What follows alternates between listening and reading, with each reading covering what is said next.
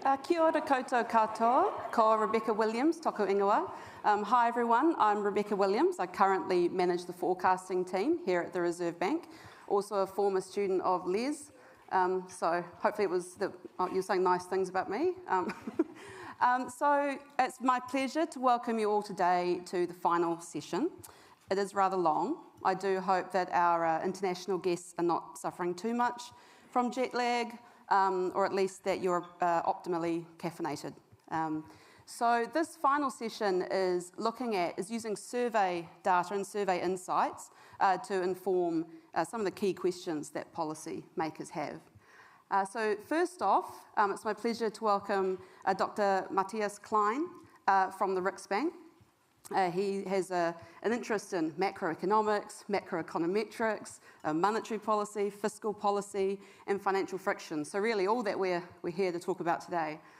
So it's my great pleasure to welcome you. Thank you.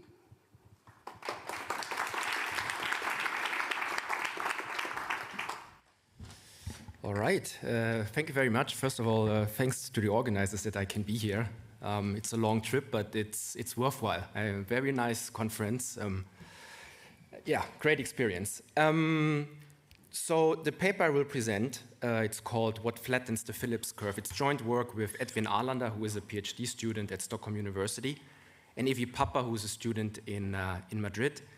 What we do in the paper is that we will use very detailed granular data, Swedish data, on firms' prices and firms' output to estimate the slope of the supply curve. Okay, and because we have so granular data and use cross-sectional variation in the data, we will then also explore what flattens the supply curve and what makes the supply curve steeper in terms of aggregate states of the economy, but also individual characteristics that might correlate with firm characteristics. Okay. All right. So first of all, I'm at the central bank. Therefore, the usual disclaimer applies, but that's nothing new for you. So it's late in the day, long day for most of us. Let's start easy. Econ 101.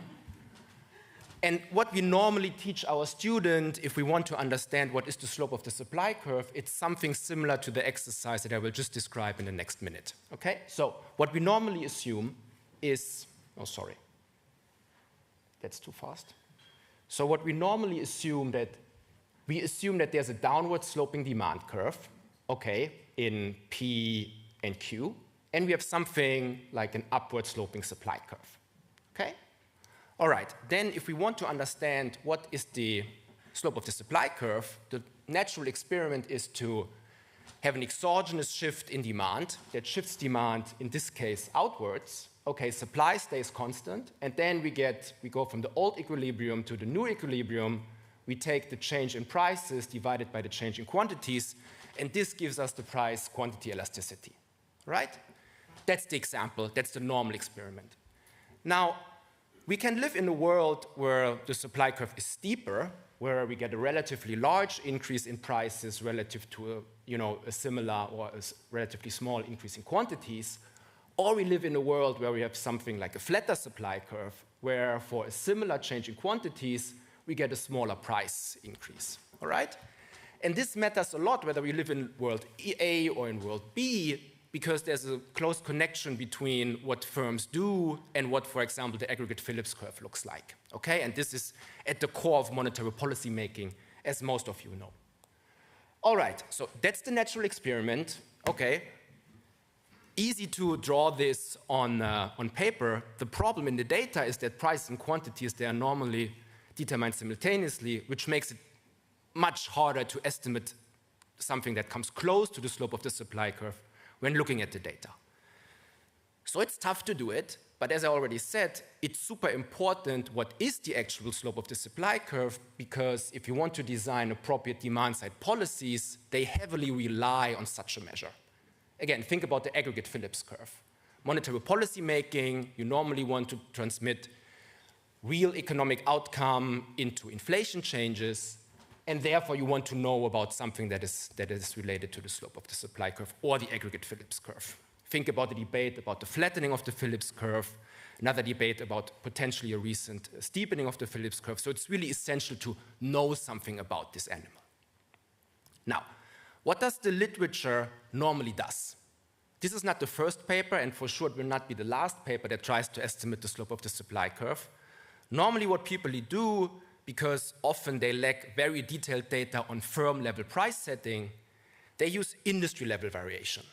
Okay, and I give you here one example. It's a great paper by Christoph Böhm and co-authors, which is called Convex Supply Curves. What they do is they use industry-level variation for the US, where at the industry level they observe prices and quantities. They come up with a nice idea to identify exogenous variation in demand, and then they estimate the slope of the supply curve. Great paper, okay? However, we think that at the end, the supply curve is determined at the firm level. It's not determined at the industry level. And if you stop at the industry level, you might miss important characteristics that at the end drive whether the supply curve is flatter or steeper, in particular at the firm level. And I have here some example. Market power could drive it, productivity, financial friction. You can, mention whatever you want on top of this. So if you stop at the industry level, you might miss important heterogeneity that at the end underlies the steepness or the flattening of the supply curve. And that's exactly where we want to contribute to the literature. What we do in the paper is that we compile, as we think, a quite unique data set on firm-level prices and output, which is based on a monthly level, Swedish data. Okay, so relatively high frequency, very detailed information. It covers, right now, the data set that I'm talking about today covers about more than 20 years, mainly the industrial firms, so the manufacturing sector. And interestingly, it includes the recent surge in inflation. So I will talk a bit about here also whether in the recent period something has changed in terms of the supply curve. Then we use that data set and we estimate the short and the medium responses of prices and on quantities to exogenous demand changes, which is nothing else than estimating the slope of the supply curve. And then we will use, first of all, I will do this in a pooled regression where we do not assume that there are any significant nonlinearities. We start from an average response, and then I will try to convince you that at the end, if you stop at the average response, you miss important nonlinearities that might drive whether the supply curve is steeper or flatter. Okay? And that's exactly the cross-section variation we will then use. So, what do we find? We find that, maybe not surprisingly, as long as our economic teaching is right, that on average, the supply curve is upward sloping, meaning that if there's an exogenous increase in demand, quantities go up, prices go up. By how much? We find that on average, for an exogenous increase in firm-level sales, which will be our output measure of 1%, prices increase by 0.35%. But, and that's the big but, if you stop there, you miss important nonlinearities. And when I talk about nonlinearities, I will have two different dimensions of nonlinearities in mind. One are nonlinearities that basically are determined at the aggregate state of the economy, so they might vary over time, but every firm basically faces the same state of the economy. Or individual level nonlinearities where across time and across the distribution of firms, they might vary, so depending on different firm characteristics. We find that at the aggregate level, the supply curve is steeper when inflation is high, right? And that's something that we, for example, test with the most recent data update that we can get with this microdata. We find that the slope of the supply curve is also steeper when financial uncertainty is low, or the other way around, that the supply curve is flatter in times of high financial uncertainty. And then when we, on top, look at individual characteristics that might determine the slope of the supply curve, we find that at least three things are important for understanding the slope. First, we find that market power matters. Firms with a high degree of market power, they seem to increase prices more for the same size of a quantity change relative to firms with low market power. We find that productivity matters. We also find that whether a firm is operating on the foreign market matters, in the sense that firms have a steeper domestic supply curve relative to an export supply curve where we compare domestic price setting relative to the price setting on the export market. Okay. So the big picture, I mean, that's a lot of results. What are the implications? And we think that there are at least two important implications when you think about policy making. The first thing is that the responses to shocks, they are highly state dependent. First, it matters when a particular shock hits, for example, whether you are in a high or low inflation environment. And one particular implication of our results is that changes in demand, they might have larger price effects or smaller output effects if inflation is high. So if you think about the recent hike in interest rates that happened in a high inflation environment, our results would imply that they had a much larger price effect relative to the same size of an interest rate hike in a low inflation environment that just happened before Corona. Okay? Second, it matters which particular part of the firm distribution is affected by that shock. It matters whether a particular shock mainly affects firms with a high degree of market power relative to a shock that mainly affects firms with low market power. Okay? So the responses to shocks are state dependent. It matters in which aggregate state of the economy are. It matters which individual firms are mostly affected by a shock. And then second, because there is a relatively close mapping between the individual firm's supply curve and the aggregate Phillips curve, our results at least would imply that there's a high degree of nonlinearity also in the aggregate Phillips curve. But we can talk about whether there's some controversy here or not. All right, so that's the big picture. For the rest of the talk, I will go into the nerdy details, but if you fall asleep in the next 15 minutes, take the two implications, think about them, and then ask me a question at the end, okay? All right, so let me say something about the data. So we have pretty detailed data on prices and on quantities. We have the microdata underlying the official Swedish PPI. So we do not only observe the aggregate PPI once a month, but we know all these thousands of prices that basically make the official PPI. And we will use this then for our price variable. A nice thing about the PPI is that we observe different markets. So we observe whether a particular product was imported, and we see that price for an imported good. And then we see whether a particular product was sold to a domestic Swedish company, kind of, for the domestic market, or we observe whether kind of a similar product was sold to a foreign company. And then we can compare the domestic relative to the export market, while import prices give us some indication of cost fluctuations. It's a pretty large data set, as you can see. For output, we observe something similar, or we basically use something similar. We observe the microdata underlying the official industrial production index. Monthly data at the firm level, which is basically firm level sales. Okay? So that's the output measure we will use in our analysis. And also here we can decompose, so we observe not only total sales, but we also observe how much of total sales is generated by selling something to a domestic Swedish company, and how much of total sales is generated by selling something abroad. Again, we can then decompose into the domestic and the export market, not only for prices, but also for quantities. Now, a nerdy detail that you might already have discovered, the price data there at the product level, so they're even more detailed than the firm level data that we use for output, but the sales data there at the firm level. So we use some additional information that we have from another data set to construct firm level price indices. Okay, so if you're interested in that, we can talk about that. Now, the cool thing about Sweden is that these data sets, they can be merged within 10 minutes if you know how to use data or your preferred statistic software you want to work with.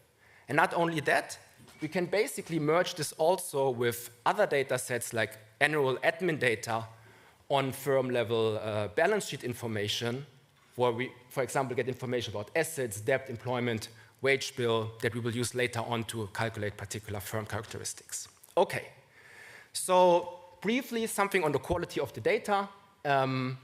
We have a merged data set. So because both data sets do not cover the exact same firms, we have to check whether our data give us some good picture of the aggregate economy. In blue, you see the full PPI index. In red, you see our merged data set. They move relatively closely. Okay, so we think that most of the price dynamics that happened at the aggregate, we also get with our matched data set. And something similar for industrial production. Deviation is a bit larger, but overall the correlation is quite good. Okay? So how do we estimate the slope of the supply curve? Here, so we will run local projections at the firm level. So we will project some price changes over the future for a particular firm. And when I say that we will project this thing, we will basically project this at one particular horizon j for point t. So we have monthly data that will be today's month, 1 month in the future, 2 months in the future, 3 months in the future, and so on. We regress this on firm-level fixed effects, on some seasonal fixed effects to get the seasonal pattern out, some aggregate control variables, and some individual control variables, and some aggregate control variables, and the firm-level change in sales. Then, so let's forget about any endogeneity issue for a second. This coefficient here gives us the slope of the supply curve. That's the mapping between a change in sales or a change in output into prices. That's the animal we are interested in. Okay? We will use this for a particular sample. I say here something about the control variables. And then if we test for some state dependencies, so here, we just assume that firms behave the same, so we just will estimate one particular slope of the supply curve, not allowing for nonlinearities. But if we want to take them into account, we just add an additional variable, a dummy variable that is 1 in a particular state, interact this with the coefficients that we also had before, and 0 in the other state, and then the 2 set of coefficients gives us the slope of the supply curve in one state relative to the other. Okay? That's the idea.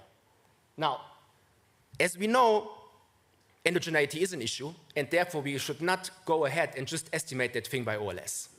All right? Why is that the case? Because what we are really interested in is a supply curve that is driven mainly by demand shocks. And now normally we think that demand shocks, they drive prices and quantities in the same direction. However, if we dismiss that in the actual data, you also have supply shocks, which normally we assume drive output and prices in opposite directions, we will have a huge bias. And that bias might be downward if we misregard that problem. So what we use as for our baseline estimate is that we will use an aggregate, an aggregate shock that drives world industrial production, and we take that from the literature. So that's a paper by Christiane Baumeister and Hamilton in the AER, where they have an oil price VER, and they identify an aggregate shock that drives. Now I should have the right code. Yeah. So they assume they have a shock that drives oil production. Oil production, world industrial production, and the oil price in the same direction. Okay? And then we make the assumption that this increase should first of all affect firms in Sweden that are operating on the export market, so export sales should increase. But because there's a very tight link in the network structure across firms, also firms only producing for the domestic market should see an increase in their goods, and therefore most likely will also increase their prices. That's the idea. Now, we can talk about this shock, we can talk about identification. To make sure that our results are not driven by this particular shock, we also use other shocks like monetary policy shocks for Sweden or for the ECB, and we show that the results are very, very similar when we use these other type of shocks. Okay, so which gives us some confidence that the thing we are estimating is really kind of a D parameter that is robust to different shocks and not something that is shock specific. Okay, so let me go to the results. That's the pooled result where we do not allow for any heterogeneity. So we basically assume, okay, or we just want to learn what is the average slope of the supply curve. There are a couple of figures. I will guide you through them one by one. We have the time horizon after the shock on the x-axis, and let's start here. So that's the F statistic exceeding the critical value. So What we want is a value above 0, meaning that the instrument makes sense, that the instrument is relevant. As you can see, for all horizons, the instrument, or the f-stat, is above 0, which means that we do not have a problem of a weak instrument for that particular application. And now let's go to the actual responses. Here you see the price response. Oh, no, sorry, let's start with the quantity response, because that's the first stage. So let's start with the quantity response. Blue lines are the mean responses. Shaded areas are 90% confidence bands. So what you see is that on impact, there's a significant increase in quantity. So firms already increase their quantities on impact or output. And then it slowly increases, reaches a peak after 8 months, and then it slowly converges back to 0. That's the exact same thing, but for prices. Prices do not, or borderline significantly increase on impact, slowly increase as, similar, and then they decrease. Now, if you compare these two things, what is quite convincing if you believe in sticky prices is the observation that prices, they peak much later than quantities. That's what you normally would expect when, believing that there's some stickiness in prices. However, when only looking at these two figures separately, they do not give you an indication of the slope of the supply curve. The slope of the supply curve is taking the price response, dividing it by the quantity response, and that's exactly what this figure here gives you. That's then the implied slope of the supply curve for all the months we are looking at. Borderline significant on impact, a value about 0.3 after 1 year, and then it slowly still increases. Why is that? Because prices, they decline slow, or it takes longer to converge back to 0 than quantities. Okay? So just one thing on the average response is that if we compare our estimates to the stuff that was done for the US, at the 1 year horizon, that's the only thing that they are basically reporting, we find a value that is very, very similar. They find a value of 0.25, about 0.25. Our 1 year effect is around, that value is clearly within the confidence band that we have there, which means that everything that might come in the following might potentially also apply not only to Sweden, to also other countries. Okay? All right. So one thing before I go to the state dependencies is this thing here. What if we disregard any endogeneity issues, and if we just go ahead and estimate the thing by OLS? Then you get the red line. And the blue line is the one that I just have shown you. If you do OLS, you basically find a slope of the supply curve that is close to 0, which aligns with the argument that I just mentioned. Supply shocks, if you do not properly control for them, they might reduce the slope of the supply curve, and then you might end up here, which gives you a total different policy implication than the one you would get when properly, looking for only demand shifts in the supply curve. All right, so the last minutes on nonlinearities. Here we do an exercise where we compare our baseline estimate that excludes the recent surge in inflation and compare it to an estimate where we include the recent surge in inflation, which is here shown in green. And what you see is that the slope of the supply curve has significantly increased when you include the most recent high inflation period, which implies, if you take that literally, that firms' price-setting behavior in general has changed, and a particular demand shock had a much larger price effect to the exact same quantity effect in this high inflation environment relative to a low inflation environment that might happen, or that occurred in the previous period. Okay? Here we also find some nonlinearity for uncertainty. Just look at that figure. We have low financial uncertainty in green, high financial uncertainty in blue, and we find that the slope of the supply curve in generally is large or flatter in a high inflation, in a high financial uncertain environment relative to a low financial uncertain environment. Okay? Now, if we now move from aggregate state dependencies to firm level characteristics that might determine whether the slope of the supply curve is steeper or flatter, and we take an example of market power, which for this exercise we measure by particular market shares across firms, we find that firms with a high degree of market power, they increase prices more for a similar increase in quantities relative to low market power firms. Okay? So market power seems to be important. And then finally, what if we compare firms' price-setting behavior for the domestic market relative to their price-setting behavior for the export market, which might be a bit aligned with this market power example I just showed you. We find here, blue line is again the baseline, and the green line is the one that we find when only looking at export prices and export quantities. We find that the slope of the export supply curve is steeper, which might be well aligned with this market power argument. Maybe firms have less market power on the international market, and therefore they cannot increase prices as much for a similar increase in quantities as for the domestic market. Okay? So this brings me to the conclusion. I guess I'm out of time. Just once again, I think one of the main implications of the paper is that monetary policy seems to have like a much, as one example of demand fluctuations, had a much different price quantity effect in the high inflation environment relative to the low inflation environment. Thank you very much.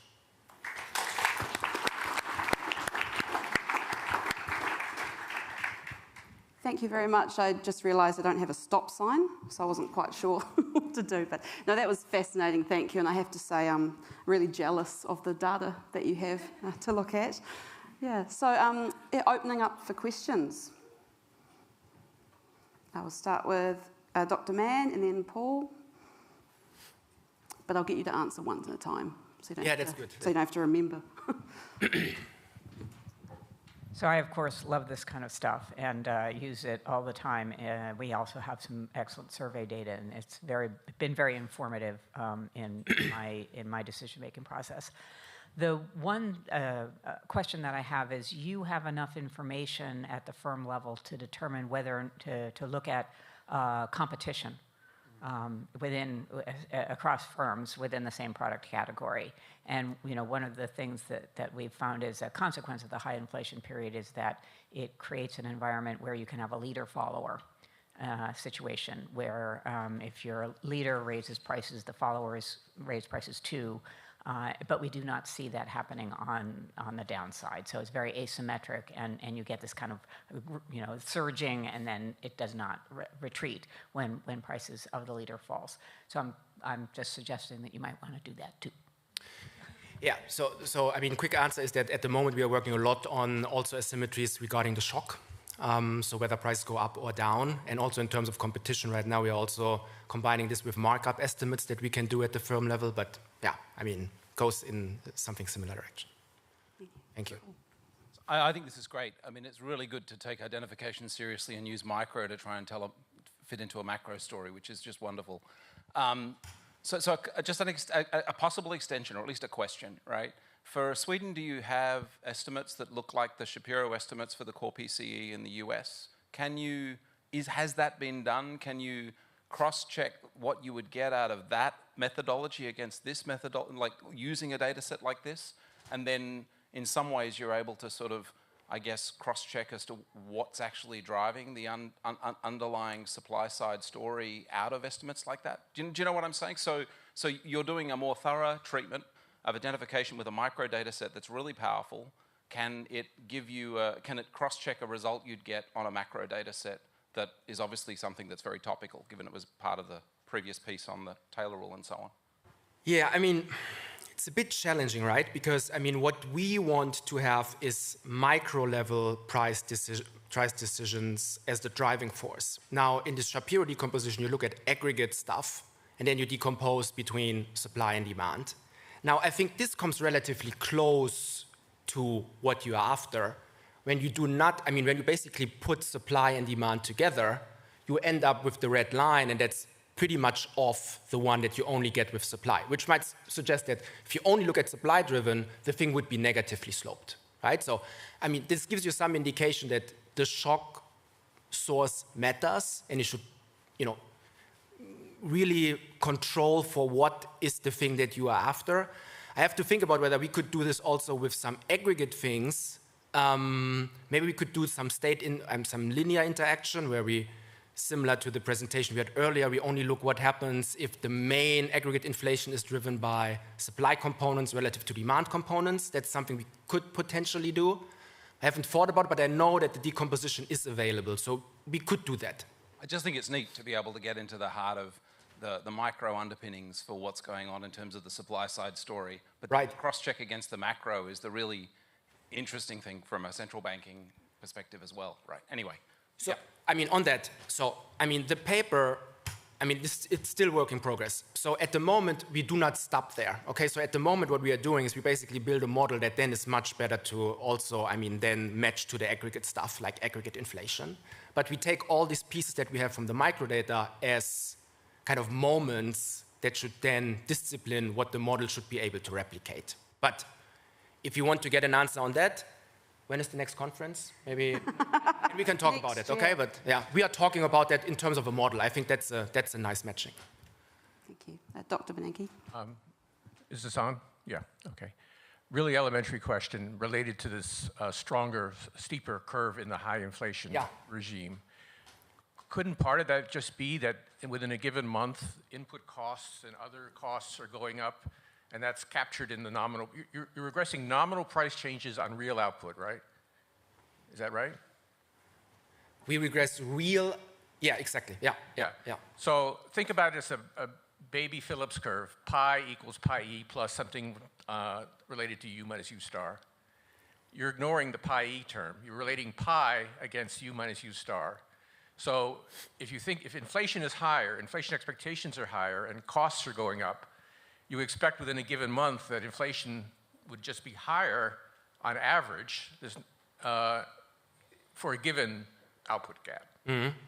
So why, isn't that contaminating your result about high inflation? So we looked a bit at what costs are basically doing, what are the cost responses in that period, and what are the inflation expectation. I mean, inflation expectation is a bit harder to really get at the firm level, but we can get it at the industry level. And we do not see that the divergence is as stark in the actual price response. So part of it could be due that it's also like a different cost effect, but the divergence is not as large. So we don't think that everything is driven by just having different cost structure or larger cost effects in that period. That's what we see when we look at this extended sample. Why not just take pi minus aggregate pi? I mean, the price change versus aggregate pi. That could be one extension. That would be... fair enough. Yeah, sure. We have a question at the back. Hi, very interesting. Bruce Preston. I had a question about how we move from the firm level inference to the aggregate, and whether you're using some additional information there to identify these effects. We can write down a simple model where each individual firm has an upward sloping supply curve, but in a flex price equilibrium, you have a vertical aggregate supply curve. So you said something about it's obvious there are sticky prices, but how do we move from the firm level measures to the aggregate Phillips curve? And what assumptions are you making? Can you say a bit more about that? So again, I mean, in that paper, or the working draft that we have right now, we are not making a clear statement that this is a one-to-one map to the aggregate data. We say that there might be some relationship, but this is not the end of the road. For making that match, as I previously said, I mean, we are working on a model that is really able to go from the firm level price setting to the aggregate Phillips curve. Okay? And there we can talk about the assumptions that we need to then get that match.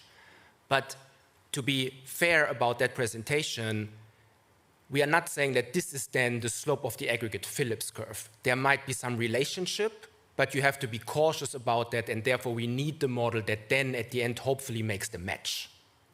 Okay? I completely agree. I guess I misunderstood the language. It seems like you need something definitive about the nature of pricing frictions that are going to then mediate that mapping from the individual. Absolutely, absolutely. No, for sure. And really that also then, for example, makes the combination that in a high inflation environment, it might steepen, which is, I mean, then a discussion, that's where a Calvo model would have impossible or very, very hard time to do that. So we also have to think about what's the right pricing assumption that we have to make between menu costs and the Calvo model. But we can talk about that if you're interested in. But the model is essential here, okay? That's the message.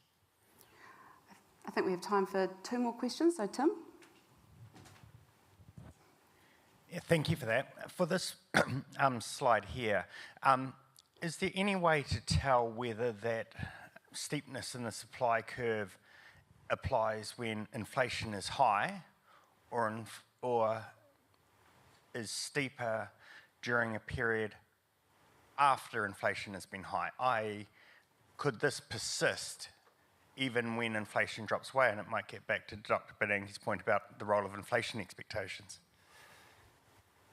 Yeah, so two answers. Here, I think it's really when inflation is high, because for this exercise we stop in 2022, so there is no fall in inflation basically, that just happened. But right now we have access to the data. They get updated each month in principle. So we can rerun that thing up until January 2025. And then we could see whether it has flattened again. We haven't done that, but this can be done. What I can tell you already without any causality is that we use the microdata to, for example, look at how did firms' price setting behavior has changed. And in particular, how flexible are prices after Corona, and how closely does the price change flexibility or the price change frequency matches the aggregate measures. And we find that if you look at, for example, the aggregate CPI, we also have similar data for the CPI, then you find that the aggregate CPI almost one-to-one matches the price change frequency in the CPI. So this might suggest, I mean, that's not causality, but in the aggregate data, this might suggest that the thing has fallen again, or at least has become flatter again when including the most recent fall in inflation. So I think it's really about high inflation. It's not so much about then the period where it converges back to the inflation target or so again. Okay. Are there any more questions? Oh, yes, sorry. The light's right in my eyes. Yes, please, microphone over here. It's more of a history question, but isn't this what we saw in the 70s, and it's sort of called hysteresis, and it's sort of path dependency? If we go from A to B, we can't get back to A simply because I don't want to use the word non-linearity, but the system itself has changed. It was an engineering concept. I mean, that's just hard to answer when I stop in 2022. I mean, I think that's exactly what I have to do when rerunning the regression with data from 2025, and then I can tell you whether it has flattened again or whether it stayed at an elevated level. So we can, hypothesize, or we can, speculate about that, but I think it's hard to tell you when stopping here, whether this is an hysteresis effect that stays or whether things have become or moved back to the somewhat old equilibrium again. Excellent. Thank you very much. That's all we have time for. Please join me in thanking Dr. Klein. I have a gift for you as well. Thank you. Oh. Thank you very much. Excellent, thank you. So the next speaker that we have in this session is Dr. Mathieu Pedemonte. So he is currently at the Inter-American Development Bank. Prior to this, he was at the Federal Reserve of Cleveland. So welcome to the stage. Thank you.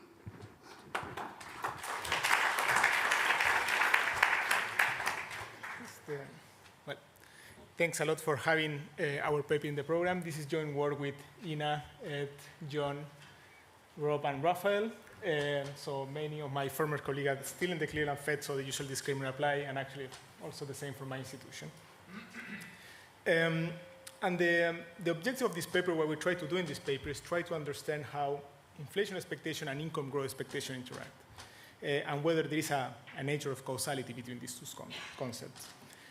Of course, you're going to think that, well, both inflation and income are jointly determined by either supply or demand shocks in the economy. But when we think about expectations, particularly about expectation of consumers, this might be a little bit different. So, for example, back in 2021, when inflation started to increase in the US, there was this question whether inflation expectations started to increase as well, and then the question was whether income growth expectation was going to increase as well, and then consumers were going to start asking for higher raises, driven through higher wages, so that's what's going to push back against inflation. So the idea that actually when we move away from full information rational expectation, and how basically people perceive these objects, they might be actually people thinking that higher inflation might increase their income growth expectations, and that could feed back into wages. Actually, that was a prevalent discussion during the inflation surge in the US, in particular because we had not only pretty persistent high inflation, but also a tight labor market, so worries about the labor market were there, and there was some discussion around that. The other question that we try to answer here is why basically we find persistently in many surveys that people really dislike inflation. This comes back from Schiller's work in 1997, but also recently Kandar, Combion, and others have showed that actually people, when they ask about inflation, about other macroeconomic outcomes, they tend to look at them as, they tend to find like a negative correlation. So higher inflation, lower outcome, and lower welfare. And while most of this work basically like associate this concept through like kind of like optimistic or pessimistic point of views, the actual mechanism is not relatively well understood. And in particular, one channel that we're going to try to study in this work is the labor market channel. So we're going to see how basically people interact in the labor outcome, and if we can learn about why basically what happened in the labor market might affect basically their views of inflation, and in particular, whether like wage rigidity matters for the people's perspective. So what we're going to do in this paper, we're going to have two blocks. I'm mostly going to focus today in the first one in this presentation. Is first we're going to use a representative sample of the US population to both measure inflation expectation and income growth expectations.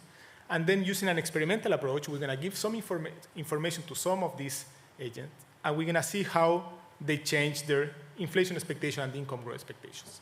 And after that, we're also going to ask them what certain labor market action that they have, and then learn basically how they interact also with the labor market. And then what we're going to do, we're going to incorporate basically what we learned from this model into a new Keynesian model with nominal wage rigidities and certain margin frictions to understand the macro implications and the mechanism behind why people might dislike inflation. The main empirical findings are, first, we find a moderate relationship between inflation expectation and income growth expectation, in particular, a 1 percentage point increase in inflation expectation, resulting in a 0.2 percentage point increase in income growth expectations. So the second one, we're going to find some heterogeneity by demographics. So basically, this pass-through is going to be higher for male respondent and higher income respondent.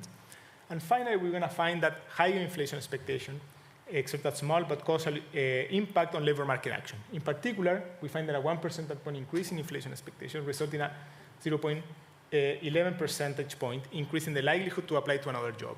But we're not going to find any effect that is going to be pretty small and insignificant in terms of the likelihood for us for a raise or the likelihood to work longer hours. All of that is basically going to give us an idea that people perceive that their labor market contracts are very rigid, so basically they have to look for an outside option to actually increase their income in this scenario.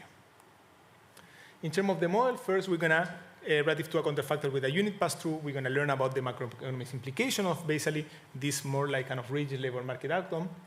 We're also going to look that a higher nominal wage rigidity is going to be associated with lower utility. And finally, we're going to look that actually like the labor market action that we find are relatively tiny, and they don't exert like any significant macroeconomic consequences from those actions. In terms of the literature, we basically like kind of show the relationship between inflation expectation and growth expectation. And recently, there are many work that have looked at this both for household and firms, and I think that the next paper also like talks about that. Also, we're going to talk a little bit about why consumers associate inflation expectation with negative economic growth. We have an RCT here, so basically we also talk to the literature, and also we have a new Keynesian model with search and matching friction and wage rigidity, so we talk to that literature as well. So let me move quickly to the experiment. So what we do here is like in March 2022, we survey almost 7,000 respondents in the US. So what we did first is that we asked them, all of them, the same question, inflation expectation and income growth expectations. Then we divided this in 6 different groups, and one is a control group, and to other 5 we give them information treatment about inflation, past inflation, forecast of wages, and a placebo group. I mean, each one was a different group.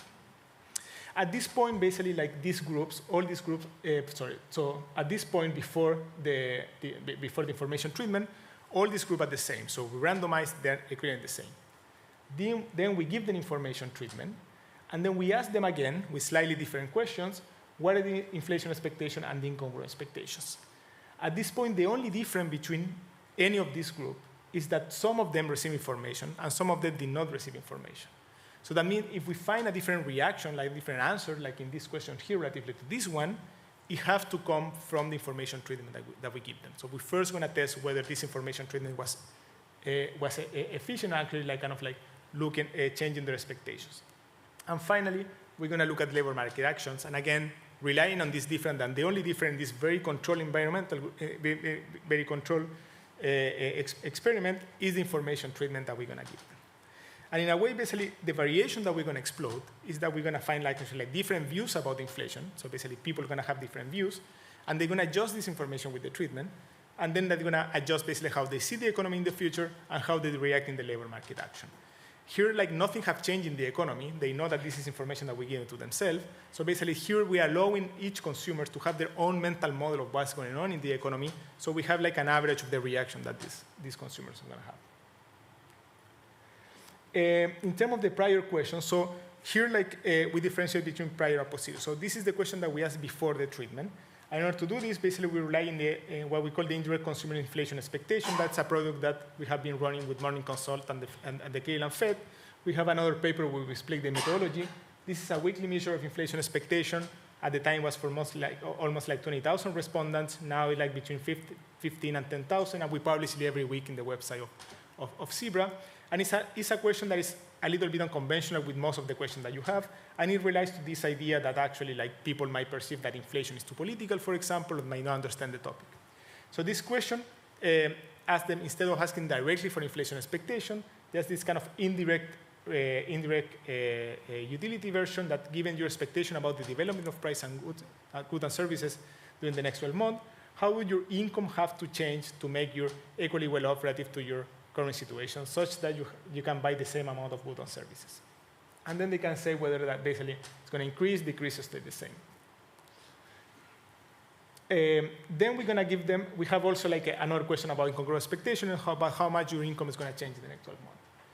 Then we separate the sample in 5 different groups. So first, we have a control group. We don't give them any information. The second, we give them another group to another group, we give them the fair reserve target in the long run. So we tell them the fair reserve has a target of 2%. To another one, we give them the expected wage growth in 2022, according to the conference board. To another one, we give them the past CPI inflation. To another one, we give them the CPI inflation from the SPF, that at the time was 2%, close to 2%. And to the last one, we give them just the US population as December 2021, just to give like some other information treatment to see basically people are reacting because we give them information or because of the content of the information that we gave them. And then we ask them again, like here, what we have to do is that in this type of experiment, others have shown that if you ask exactly the same question to people twice, they get upset, they think it's a test of basically how consistent they are. So we have to change a little bit the question, right? So the first question that you saw in a way, like, is to measure the information that people have. This is the one that basically is going to be our outcome, the main outcome of the survey, right? So first, like, we have a question very similar to the Michigan survey of consumers. Basically, in the next year, do you think that prices in general will increase, decrease, or stay about the same? And they have to answer a numerical question. And for the income group, we move a little bit the benchmark to say basically between December and December, how much your income is going to change. Is going to change. And basically have to say if you're going to increase, decrease, or stay the same. Then in terms of labor market action, we can ask them 3 questions, basically how likely they are to apply for a job that pays more, how likely they are to work longer hours, and how likely they are to ask for a raise. And they can give an answer from very unlikely to very likely. So that's going to be our question on labor market action. So let me start first to show you to measure the direct effect of the treatment expectation. So the first step is to start seeing whether this information was effective in changing people's perception or not. So here we have the posterior information. So this is the second question that we ask them, right? And what we're going to do, we're going to run a regression when we have this one, and then we have this first concept that this is the prior. So this beta here is going to tell us what is the correlation between these 2 questions that we asked them about inflation for the control group, right? Because then what we're going to do is we're going to add exactly the same, basically the same prior, but we're going to interact it by a dummy indicator whether they receive one of the different treatments, right? So this test is very straightforward. What it's saying is that, let's say that the correlation ideally, if we ask exactly the same question and people don't have any of this bias, they answer exactly the same question before and after if they don't receive any treatment. So this beta is going to be equal to 1. Then if they receive the information and they kind of like get this information a certain way, basically this change their belief in a way, we're going to have this theta coefficient here that is going to be negative. Why? Because now the correlation between these two variables is going to be lower because people are going to be using the information that we give them and not actually the prior that they had before. So if theta is negative and it's statistically significant, this is going to give you an information that this treatment was effective. And we're going to do the same thing for the income growth.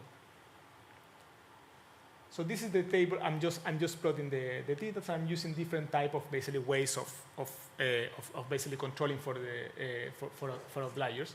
So first, this is the correlation between the two questions that we have between prior and posterior. So it's pretty significant and high, 0.5. And here we can say that the correlation between prior and posterior for the people that receive the effect target is slightly smaller.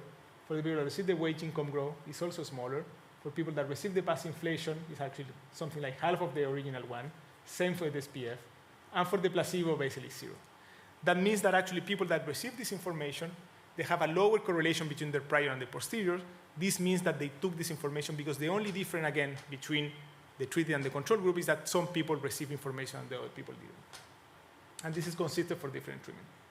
When we look at the income growth expectations, basically what we see is that almost none of these treatments are statistically significant. They're negative, but they're very small and they're noisy. So actually there is no effect of this information treatment on the expectations. So that's the first lesson here. First, this information were effective in changing the consumer's posterior expectation, but they were not inflation expectations, but they were not effective in changing people perceived income growth expectation. They have very strong prior. This information about the general economy did not change their prior about their income growth on average. This is just to show you a plot again. Like this is like kind of the projection for a scatter plot, and this is exactly what we're saying. So basically, the straight line here, like the solid line, is the control group. So we have a slope like 0.5, and the slope between like kind of like the correlation between the prior information and the posterior is lower for the other treated group. Again, this is an indicator that this information was effective. Then what we're going to do is that we're going to use this variation to try to run, again, like kind of to estimate this pass-through between between inflation expectation and income growth expectations. So what we're going to do is that we want to run this regression here, where we have income growth expectation on the left-hand side, and then basically inflation expectation on the right-hand side. And then we have this beta here. And then we control, of course, basically for their priors to just say like the changes in income growth, how much they're explained by basically changes in inflation expectations. So what we're gonna, basically this beta here is ideally what we would call this pass-through between one variable and the other. But of course, this beta might be endogenous for many different reasons, in particular because people might perceive that changes in income are a change in inflation, because people might be rounding both variables, et cetera, et cetera.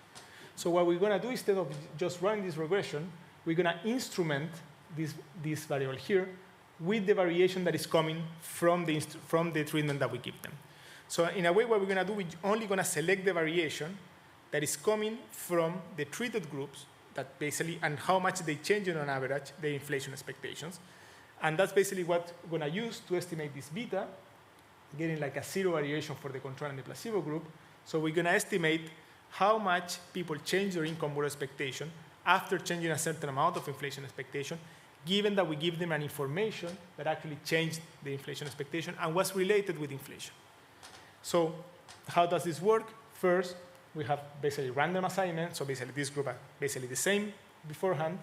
Second, we have a treatment with information used, only use changes in inflation expectations.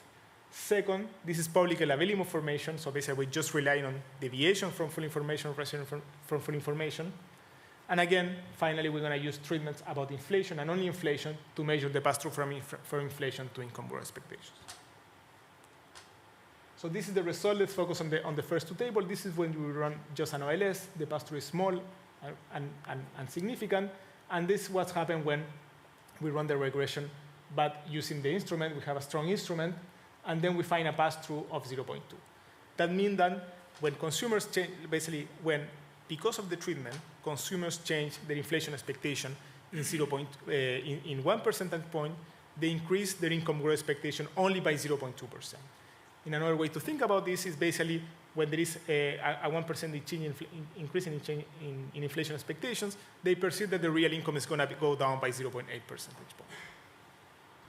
When we look at basically labor market action, again, this is small and noisy. I showed you before. We don't have a lot of variation coming from this instrument. So actually, we are not able to say much about basically there is causality from one variable to the other.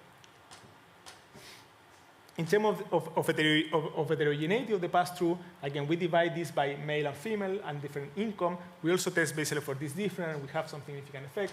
And first, we find that actually like male respondents have a higher pass-through than female respondent, and that higher income group have a higher pass-through than lower income group. And again, like this is related with some strength of the literature that show that higher income group and male respondent tend to have a perceived higher bargaining power in the workforce, and that's why maybe they might perceive that their pass-through might be higher compared to other groups of the population. In terms of labor market actions, then we have these different labor market actions again. So we just take the number that we have here, and then we have basically, we run this regression of labor market action on inflation expectation, again, instrumented by the variation that I showed you before. And what we find that actually like there is a higher, a positive and statistically significant coefficient for apply for a job that pays more. So basically that means a 1 percentage point increase in inflation expectation, this index is 0.3, but it implies an elasticity of 0.11. We find no effect on labor on work longer hours, and no effect in ask for a raise. So again, all this evidence seems to show that there is basically people perceive first that there is a low pass-through from income growth, from inflation expectation to income growth expectations, and then like the only action that they think that they can use to actually increase their income is to apply to another job to pay more. They don't see like as an alternative to work longer hours, and they don't see as an alternative to ask for a raise to their bosses. Just to be clear here, we're not telling them that they have to change for another job. It's just like basically like we're just putting that option. We have a bunch of robustness check in the paper. So actually, we ran a second wave in September 2022. So after when inflation was already it was clear that inflation was going to be more persistent, and we find a very, very similar coefficient of 0.2%. We also have different priors. For example, just asking directly about inflation expectations, and the results are not affected. And also we run many sensitivity analysis to test whether the income growth expectation to inflation expectation coefficient is confirmed, and it is. We tried with different specification. The 0.2 coefficient is actually pretty basically persistent and robust to many specifications. So just in the last 5 minutes, let me tell you a little bit about the model. So what we do next is kind of like given this evidence, we try to incorporate these findings in a standard New model with search and matching frictions in the labor market. So basically, it's a model where it's like it has the standard New part, but on the side, you also have a search and matching labor market model at a Mortensen and Sveriges. We have carbon prices and monetary policy responding to target output and inflation. We don't have the state dependent by shock, but that's a little bit what we have. Important features that we have in the model, basically the treatment affect inflation expectations. So we have some information stickiness in inflation expectation and MQ rise. Also, we have nominal wage rigidity. So basically what this means that in any period there is a probability of non-renegotiation. Also, in case of non-renegotiation, we have like some type of nominal wage adjustment. And then we calibrate this model to match the empirical pass-through that we have, with basically like a contrafactual higher pass-through. So basically what we do, we have a nominal wage rigidity that is going to be this parameter gamma, and then we have also like this partial intersection that is going to be this parameter zeta w. And what we do basically is we calibrate this model to actually get the pass-through that we have in the empirics. So again, we're gonna get like a value of gamma and a value zeta that basically is going to match this structural pass-through in a way that on average people are going to perceive. And then basically we can run contrafactual with another different pass-through to see the macroeconomic implications. But what we do here, because I'm getting out of time, is that basically we try to see what is the relationship between inflation expectation and expected utility under different parameters of this model. So what we do is that basically we run many simulations of this model with different level of basically of zeta and basically of the renegotiation rigidity and the partial indexation. And we run basically a similar regression that is the one that we're going to be running, but we have like expected utility on inflation expectation and how that changes basically when there is more or less rigidity or more or less negotiation. And as you can see, either for the supply and the demand shock, when there is more rigidity in the contract, where people are less basically able to actually like renegotiate the contract, utility basically is lower when there is higher inflation as well. So this means that actually like this negative relationship between inflation and utility is higher when there is more basically like a more rigid contract in the labor market. So that can explain why people dislike inflation, at least in this framework. So just to conclude, basically what we do in this paper is first, we measure inflation expectation and income growth expectations to assess the causal link between them. We find a low pass-through from inflation expectation to income growth expectation. We have some heterogeneity, and we also find some impact in the labor market. Then we incorporate this information, the Keynesian model. We find that actually like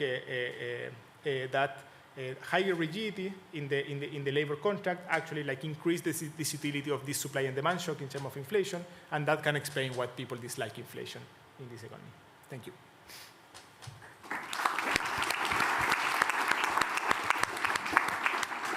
Thank you very much. Questions? Yes, thank you.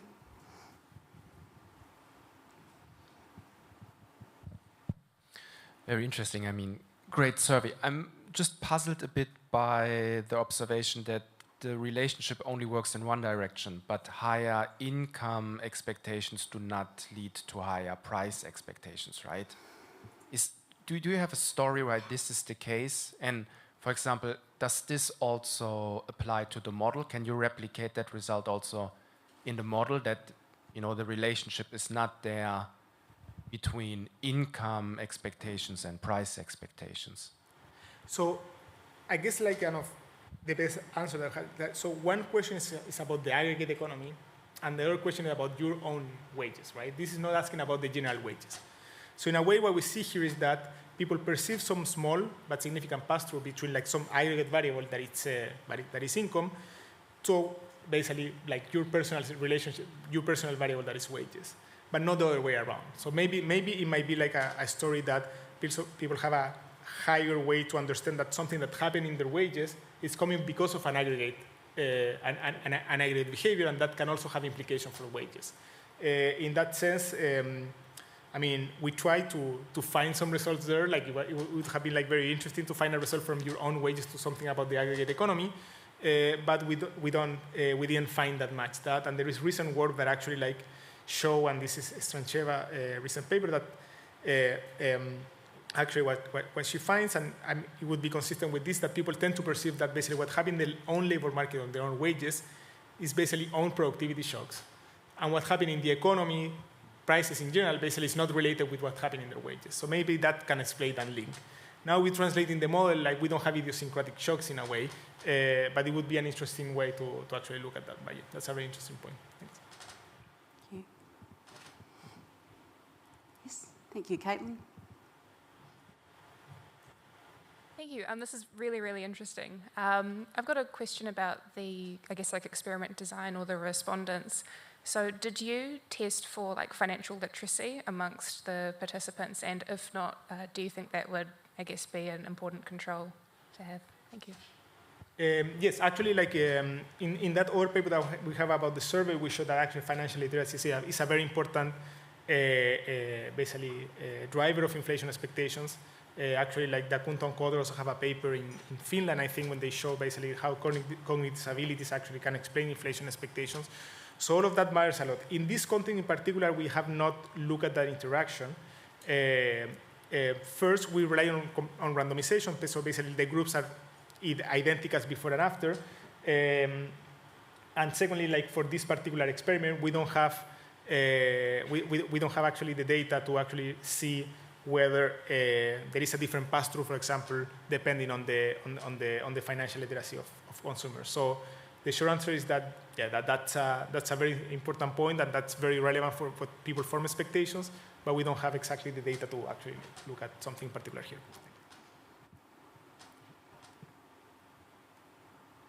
Any further questions at the moment? I just have one. Interested in any explanation that you have for the results for the different heterogeneity between gender and income, and is there what's the rationale for that, do you think, and then what can policymakers do with that information if it holds? Yeah. So actually, from our experiment, we cannot say that much in terms of basically what is driving this kind of different pass-through. What we do is like look at other works, in particular in labor economics, that show basically how different demographic groups have different bargaining power in the labor markets. So in that sense, that might be explaining a little bit this different pass-through by demographics. And in terms of policymaker, I would say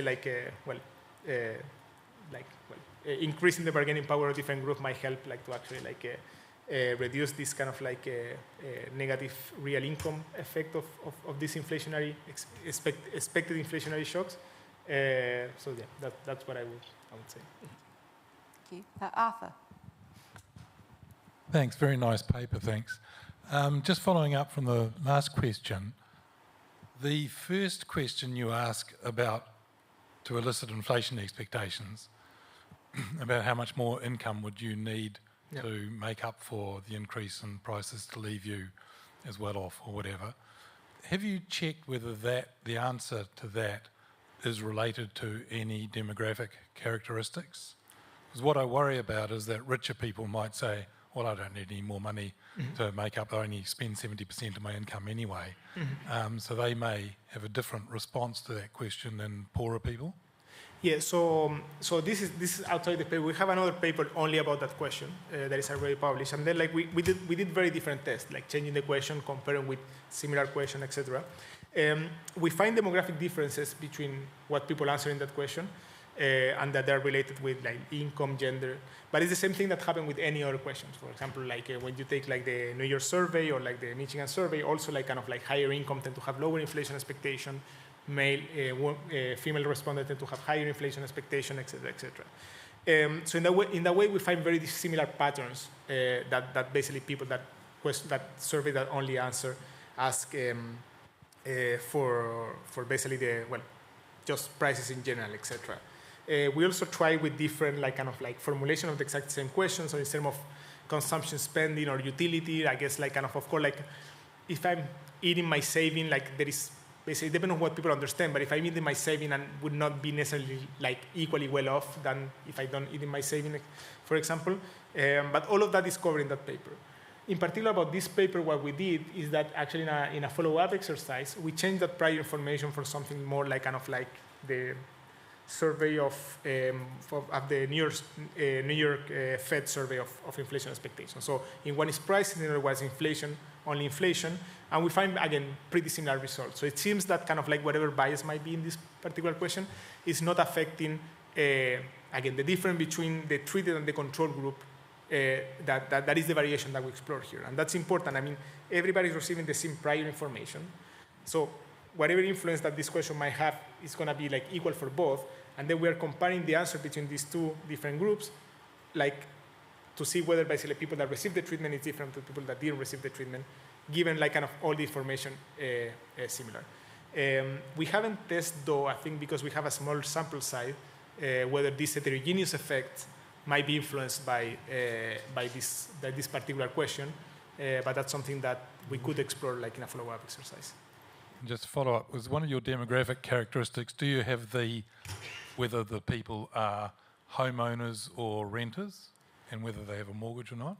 Because I could imagine it would be a very different response to that question if you're a homeowner than if you're a renter. I don't think we have it now, but it might be available. So I can try to look at that one. Yes. Yeah. The thing that I mean, we have checked this for different ages, for different age group and different labor status, like part-time worker, full-time workers, and we find very similar results. But I haven't checked for homeowners, so that's something that I can check. Thanks. Thank you. Yeah, very interesting presentation. One observation, one question. In household survey, in Canadian household survey, we also find very low pass-through from inflation expectation to income growth expectation. The question I wonder whether you checked the correlation between income growth expectation by household versus by firms. Because it's very striking, I remember in the Canadian survey, household income growth expectation throughout the COVID, even when labor market is very tight, was not high at all. Yeah. While despite the fact that the firms all said they expected to increase wages. Yeah, no, that's a very interesting point, and yeah, I'm aware of the work of the colleagues at the Bank of Canada, and actually they find very similar results, as you said. Unfortunately, there are not that many surveys of firms' inflation expectation in the US that are available and that have like the flexibility of adding this question.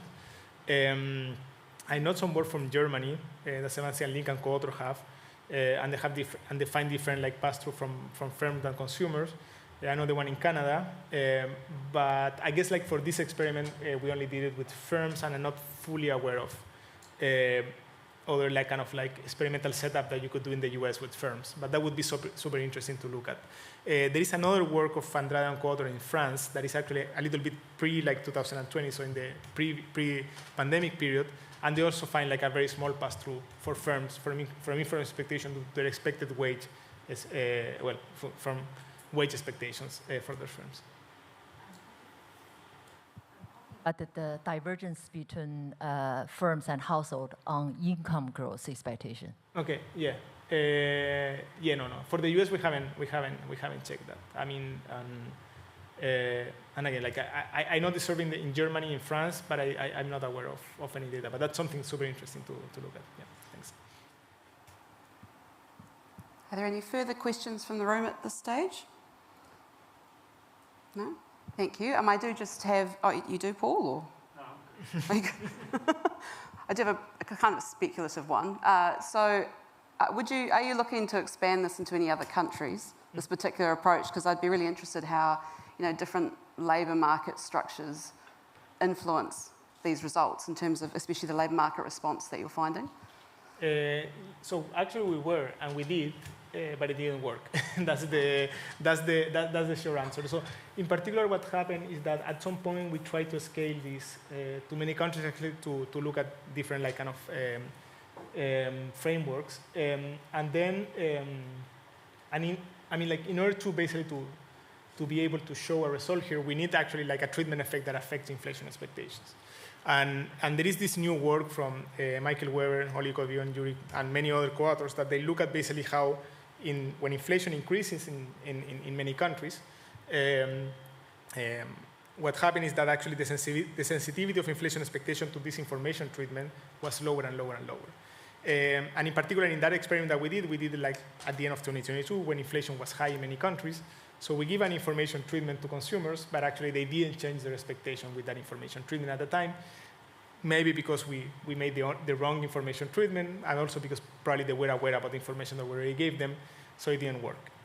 So that's my short answer. Like we tried to do it with the same structure that we have here, and it didn't work. But fortunately, again, like there is new work now in Canada. Since this work is work in Canada, in Germany, Switzerland. So actually, like there are other works that actually have tried to replicate this, and then we can learn more like from the other works instead of exactly what we're doing, and maybe draw some conclusions about that work. Excellent. Thanks. Thank you very much. Please join me in thanking Dr. Pedemonte for that very interesting presentation. Thank you. You also get to go. Thank you. All right, so we have our final presentation of today. So I'd like to welcome Dr. Gulnara Nolan. She used to be a Reserve Bank of New Zealander. She is now a Reserve Bank of Australian, working in the economics research area in a team that uses micro data to answer macro questions. No, I'm in the macro team. Okay. But use the mic. Okay. That's what I've been told. Yes, anyway. So, and also you'll be joined by Callum, Ryan. You're going to kind of tag team the presentation. So, welcome. Thanks, Rebecca. Thank you. So, just testing this. Oops. Oops. So, how do I go back?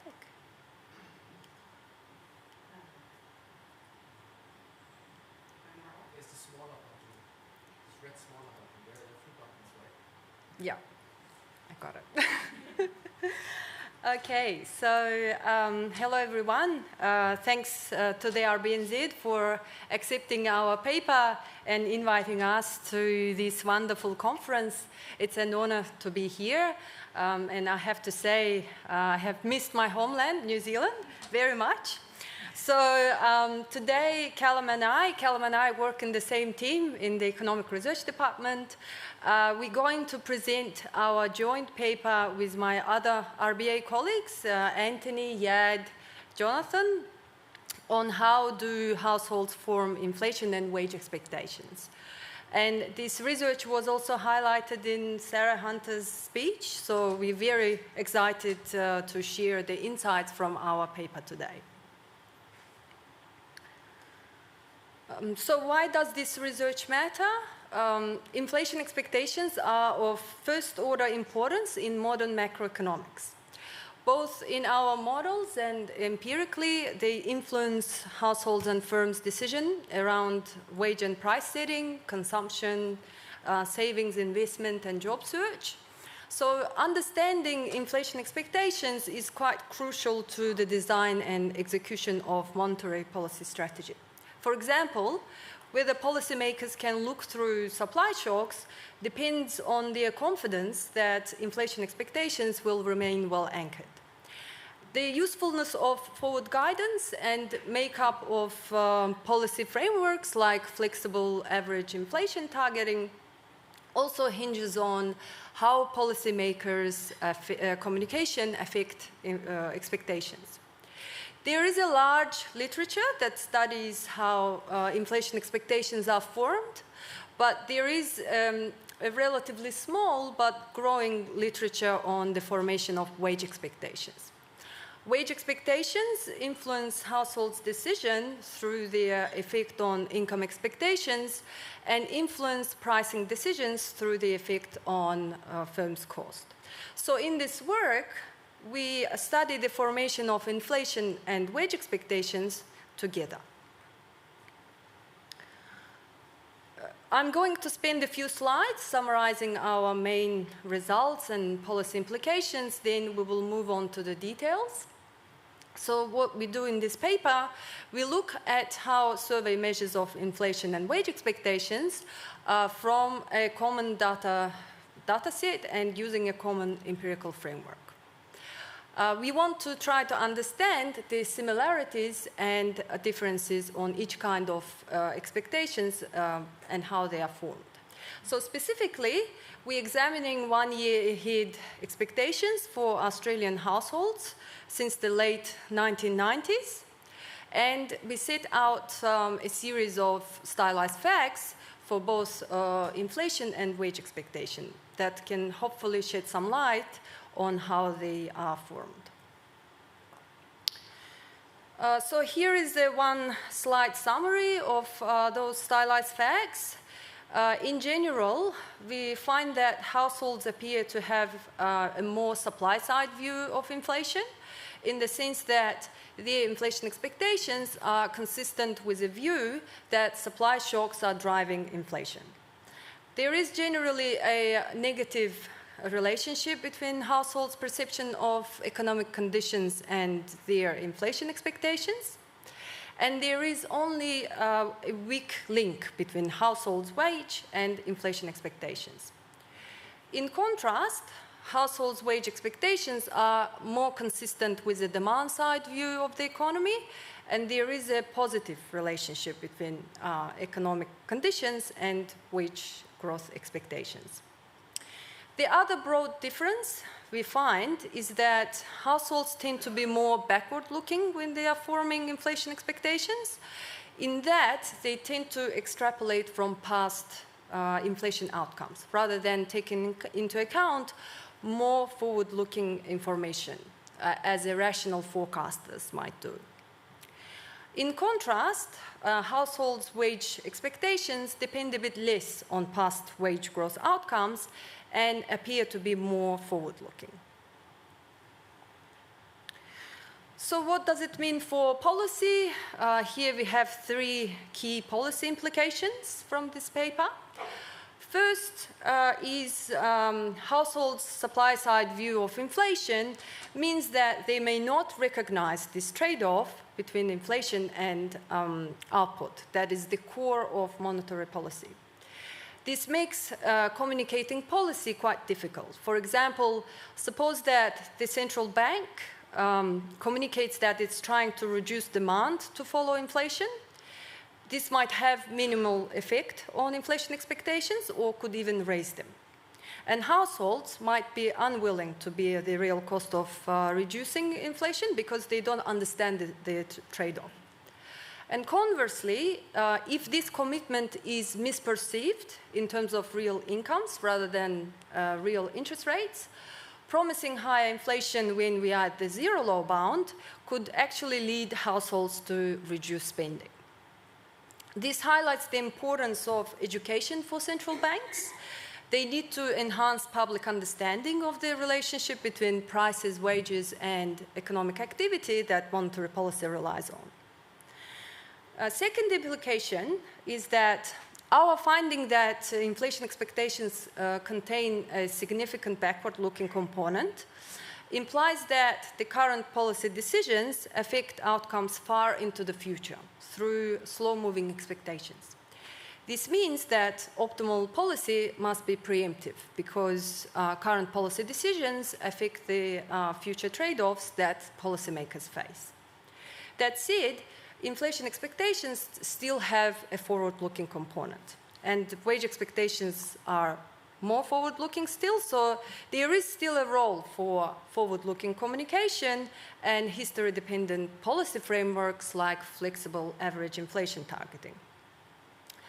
And the last implication is that our finding that the link between wage and price expectation is weak should, on the margin, reduce fears about the potential for a wage-price spiral. So now let's get into some details of our analysis. In our analysis, we use unit record data from the Melbourne Institute Consumer Survey from 1995 to 2024. The survey is conducted monthly and is a stratified random sample of about 1,200 households. The survey has a rich set of socio-demographic information as well as economic variables. There are two questions relating to households' price expectations in the survey. First is the expected percentage change in prices over the next year, which we will term as inflation expectations. And the second is the expected percentage change in their hourly wage rate or salary or pay over the coming 12 months, which we will term as wage expectations. So to understand these inflation expectation measures, we first investigate how views about current and future economic conditions are correlated with individual wage and inflation expectations. So how do we think about wage and inflation expectations? For a given level of productivity growth and in the absence of supply shocks, we would expect wage expectations and inflation expectations to move in the same direction. Another way of framing this is that if aggregate demand shocks were the dominant factor of individuals' mental model of future price and wage outcomes, then elevated expectations for economic growth should reflect higher wage and inflation expectations. So when we look at the correlation between sentiment and the economic outlook and wage expectations on the left-hand side graph, we do find these results with wage expectations higher when growth and employment expectations are elevated. But we find the reverse relationship when we look at inflation expectations on the right-hand side graph, with high expected inflation correlated with weak sentiment about economic and employment growth. So this suggests that individuals' views about the future outlook for prices match a supply-side view of the economy. This may represent the dominance of certain salient prices in individuals' view of a change in prices, for example, oil prices, and Callum will talk more in his part of the presentation. On wages, wage inflation does appear to follow a demand-side view of the economy, and this is also consistent with the view that a productivity shock where a negative supply shock would lead to a worse employment outlook, lower wages, and higher prices. So as a result, this combined wage and inflation outlook is also consistent with these measures representing households' view on future supply shocks. So here, as an example, we have regressed inflation, both inflation expectations and wage expectations. Here is an example for inflation expectations. So we regressed our main dependent variable on the set of economic perception measures.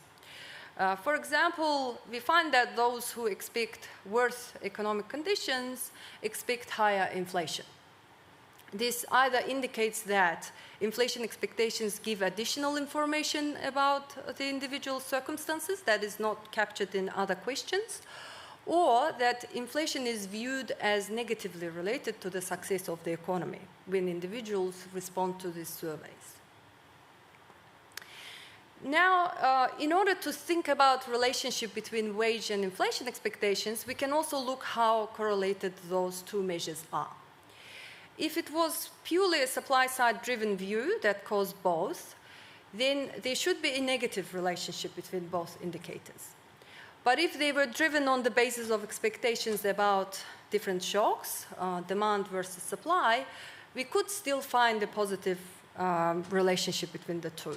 So on the left-hand side diagram, we can see that wage expectations and inflation expectations tend to move together in the sample, excluding three episodes, the introduction of GST, the sharp lift in commodity prices pre-GFC, and the COVID pandemic episode.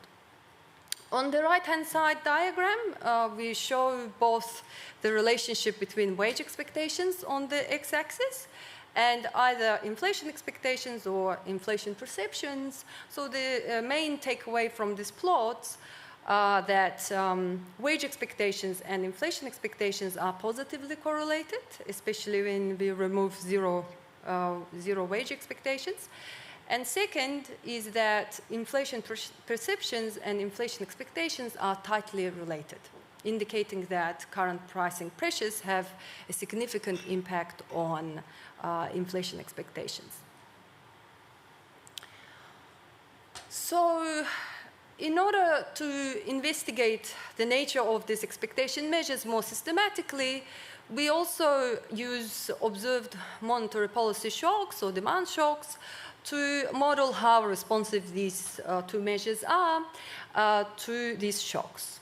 So we use local projection approach by Jourda, and W denotes either inflation expectations or wage expectations. Our shock measure is the Roma and Roma style shock measure created in-house in the RBA, and our macro controls include standard macro controls such as inflation, GDP, unemployment rate.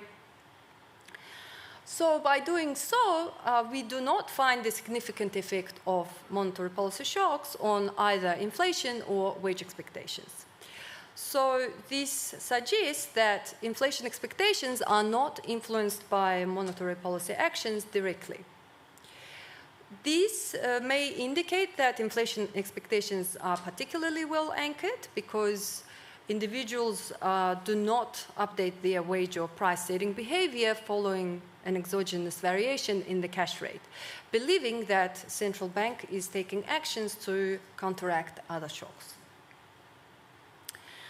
And finally, for my part of the presentation, in order to understand how salient prices may influence inflation expectations, we also look at the response of these expectations to an exogenous change in oil prices. So in this specification, we use a local projection IV approach, where the change in oil prices is instrumented by an oil supply news shock. So by doing so, our results show an initial jump in inflation expectations due to this oil price shock, with wage expectations also rising slightly over the following quarters. And because higher oil prices suppress domestic demand, from 4 quarters out, inflation expectations begin to decline due to the shock. So now I'll hand it over to Callum to talk about formation of inflation and wage expectations. All right, so now we're going to use just a simple model to look at how forward or backward-looking households seem to be when they're forming their inflation and wage expectations. So we start with that first equation by assuming that aggregate expectations are a weighted average of 2 components. The first one is a rational expectation, so that's the unhatted expectation there. And then the second one is what I'm going to call a learner's expectation. And the parameter lambda we're going to estimate, that's the rational share of expectations, or I'm also going to call it the forward-looking share of expectations. So the learners are more backward-looking in that they form their expectations by just extrapolating from past outcomes. More specifically, we assume that they've got this belief, omega, about the persistent component of whatever variable they're forecasting. And they update that belief using just a constant gain filter based on their forecast errors. And so the parameter G, that's the gain parameter, that controls the sensitivity of their expectations to observed outcomes. So then we've got just these 2 parameters, the rational share, lambda, the gain parameter or speed of learning, G, and at least within this simple framework, they basically characterize the expectation formation process. So we take this model to the data, we estimate it using a maximum likelihood approach using the average survey expectation for either inflation or wages growth. As a proxy for the rational component, we use the RBA's year ahead forecasts. So, I'm saying rational a lot. We don't necessarily mean that in a strict technical sense. This is just a component of expectations that, it's sophisticated, it's forward-looking, and it incorporates a decent amount of available information.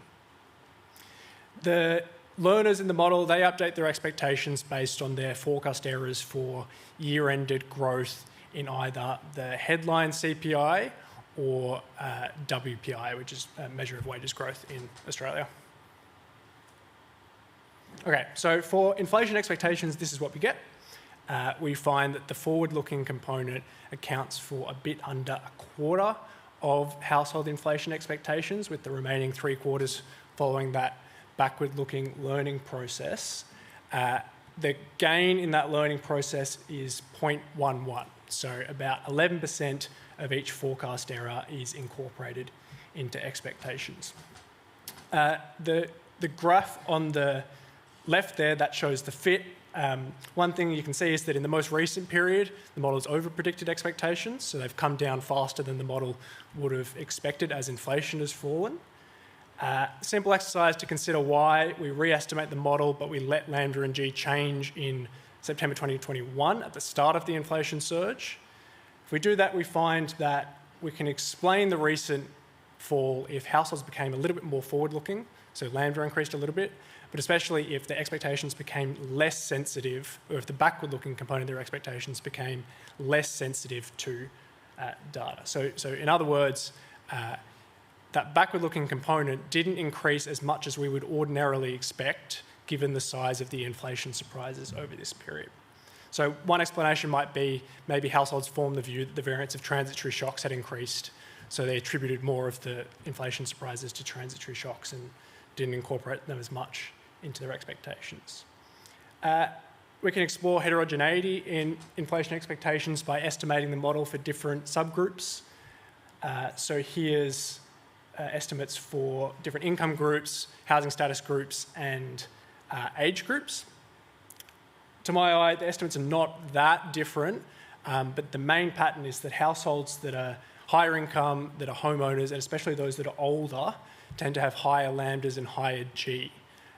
So they're a bit more forward-looking, their expectations are a bit more sensitive to outcomes.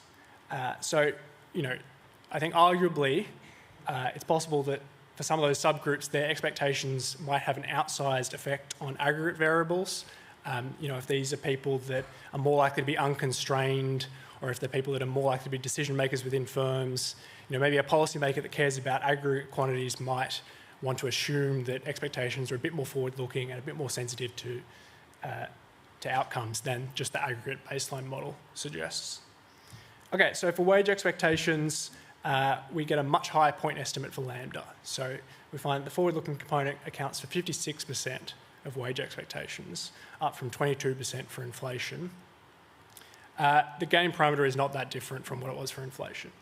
Important caveat here is that these estimates are pretty imprecise. So I've got to apologise, the confidence interval there is not the right one. In reality, the standard error for lambda is 21 percentage points, so it's a pretty imprecise estimate.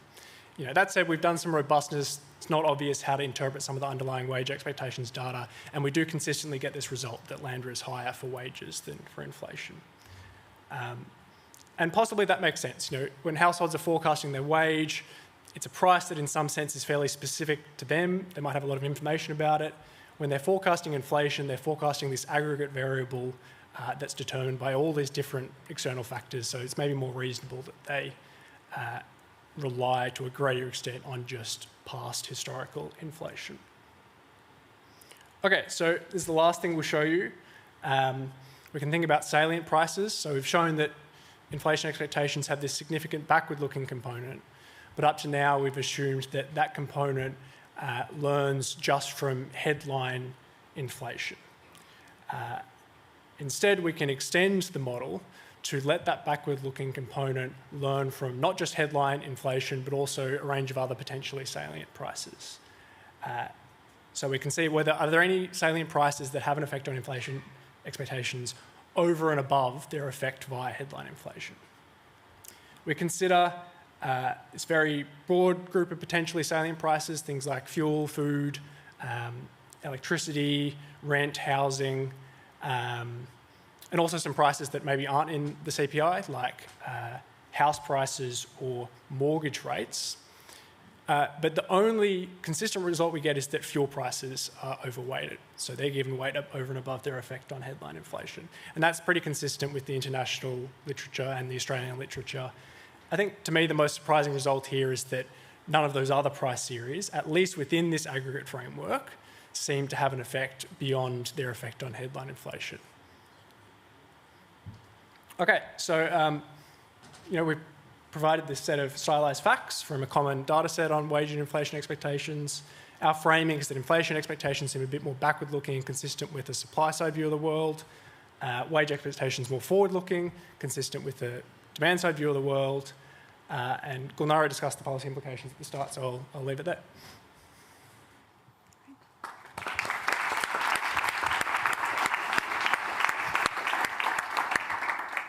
Thank you very much for that. I also just like to apologise. I think we've overshot our air conditioning target once again, so I'm cold, so apologies. Who would like to start us off with some questions? Oh, yes, there you are. Ben, thank you. Very good presentation. So a couple of things to think about. Have you all thought about state dependence, especially with the recent pandemic period and maybe the GFC? And the second thing was maybe to think a little bit about maybe say trim mean versus headline, right? Because I think you know, we are also arbitrarily throwing stuff out, right, when we think about core inflation, but how they are actually being perceived by households, that's an important question, right? Whether you should be throwing stuff out at all. I mean, maybe this can answer it. So, I mean, we've used headline inflation in the model here. We've tried some versions where the backward-looking component is updated based on trimmed mean, and that has less explanatory power. I mean, it's pretty close, but it has less explanatory power for household inflation expectations. So it seems from our results that headline is what matters. On your first question about state dependence, so we other than that little exercise with the parameter break in 2021, we tried some versions where either lambda or the gain parameter depended on the level of inflation or depended on the level of inflation in different components. Like maybe normally food prices don't matter except when they're really high. It was hard to get significant results because they're just, it's aggregate data. There aren't that many periods where inflation is that high. But generally we found the opposite of what you'd expect.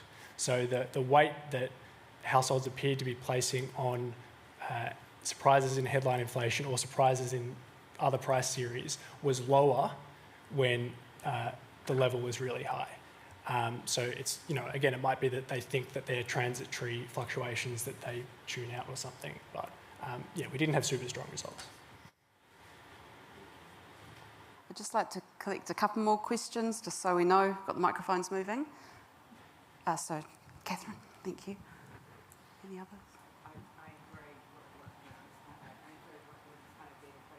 Oh, sorry, it's not turned. I probably don't need a mic, actually. I don't need a mic, but anyway. So this kind of work is very important. You will see some interesting versions of the forward and backward lookingness tomorrow when I speak. But looking at, and I've used a methodology which is different from yours, and so we could do some comparisons about how one generates time-varying inflation expectations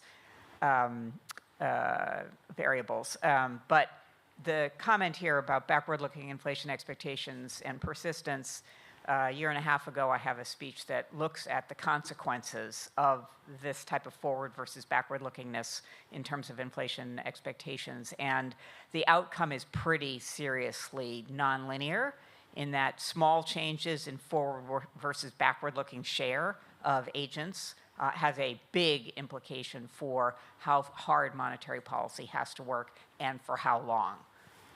So I like this. This is very consistent with what my teams have done. Thank you. I mean, maybe I'll advertise some other work. So Anthony, who's on this paper, myself and Chris Gibbs, who might be here. So we have another paper that embeds that model into a new Keynesian model and looks at the optimal policy implications. And so we do find, when lambda's around 0.5, the backward-looking and forward-looking components interact to get some very strong effects. But yeah, we should discuss, yeah. I have a question around your how are inflation expectations formed graph. I know you found lambda increased and G decreased, and it just made me think about the rational inattention story. And I was actually expecting G to increase because the idea is that when you're above this threshold, you're paying more attention, and that's not asymmetric.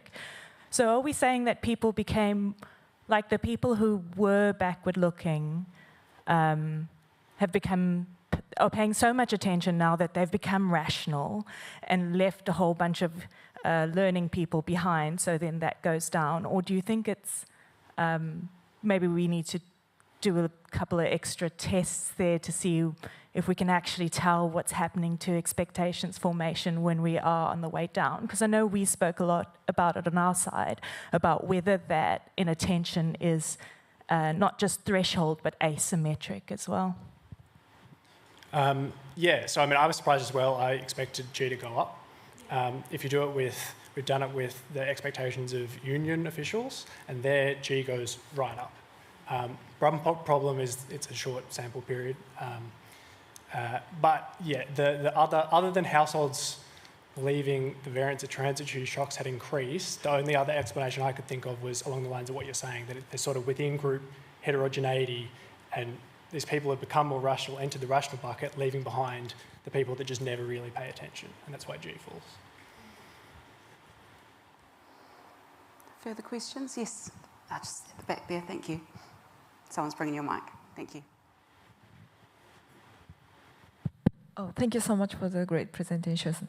I thought one of your findings is really interesting, which is that younger households tend to have, in terms of inflation expectations, younger households are more backward-looking compared to older households, because older household has longer history in their life, which may form their expectation from learning from that past. So would you mind sharing with your interpretation on that point? Yeah, I think it's a good point, and I think like there's previous research that has the opposite result along the lines of what you're saying. One possibility is that there's two things going on. There's the fact that older people have a larger sample, so they should give less weight to new observations. So that would be pushing G down for older people. But the offsetting effect might be maybe younger people are just paying less attention. And so that could push G up for older people relative to young people, and maybe at least in Australia with this data, that effect is dominating. Yeah, and we found consistent results when we estimated it empirically through a pseudo panel. It was consistent with what we're getting from the model parameters.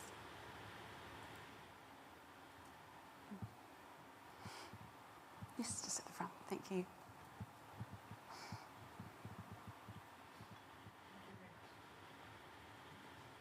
Presentation.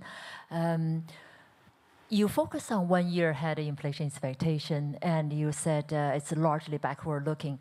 So I wonder whether you can elaborate a little bit more. How does the 1 year ahead inflation expectation that is backward-looking affect inflation itself?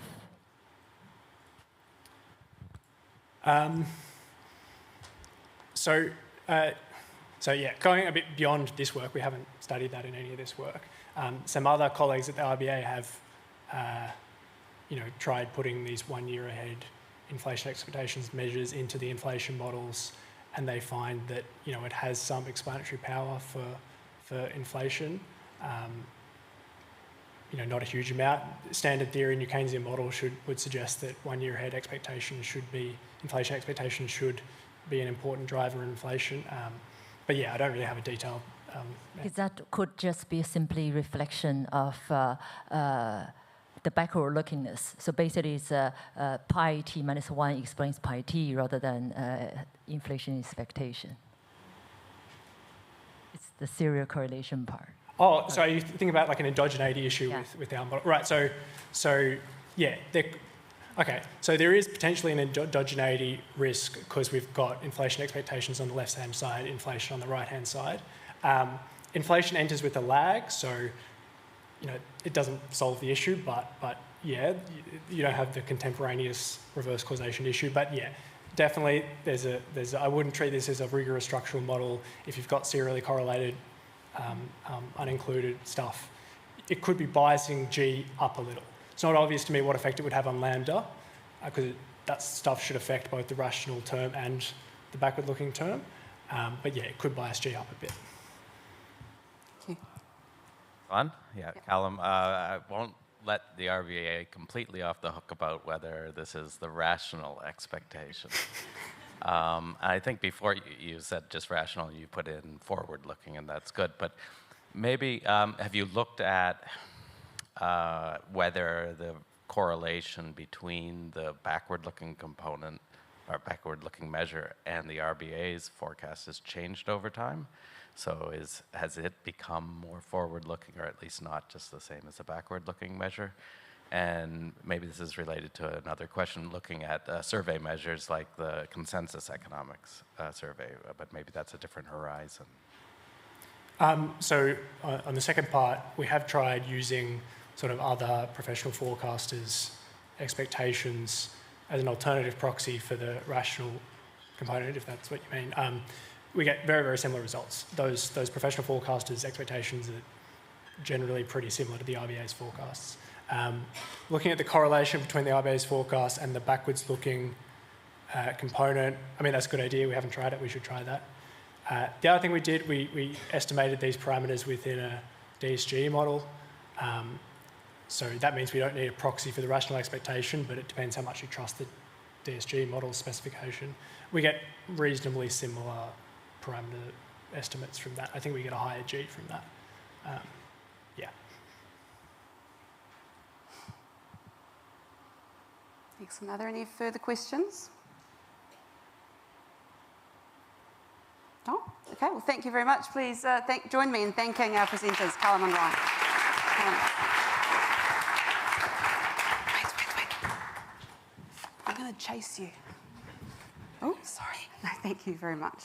Thank you. Thank you. So that does bring us to the end of the first day. I'm sorry, I'm not going to sing to say farewell. But yeah, thank you. No. I'd like to just thank you so much for the excellent presentations and the excellent discussion that we have had today. We convene again tomorrow at 9 o'clock for Catherine Mann's presentation, and I hope you all have a good evening. Thank you.